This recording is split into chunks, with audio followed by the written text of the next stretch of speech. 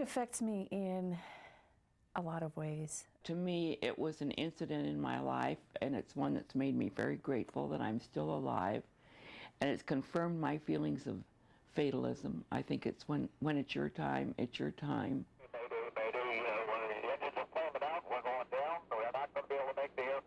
On a frigid night in 1978, United Flight 173 runs out of fuel and crash lands in a residential neighborhood near 157th and Burnside. Well, the lights went out and the engines went off.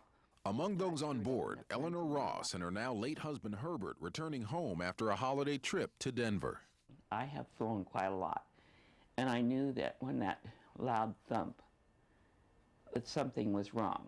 The flight attendants, meanwhile, went down row by row.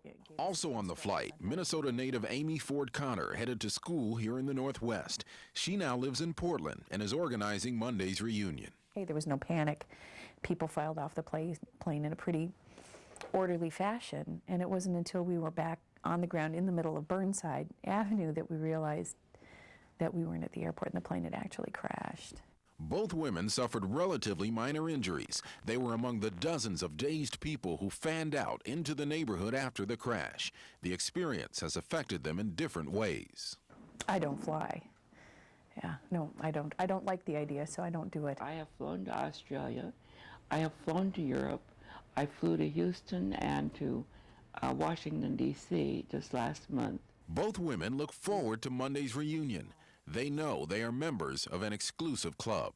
It means that I'm not alone in my need to share my story and to connect with other people who are involved in an incredibly unique experience that, nobody else can understand unless you've been through it. Ken Body, KOIN 6 News.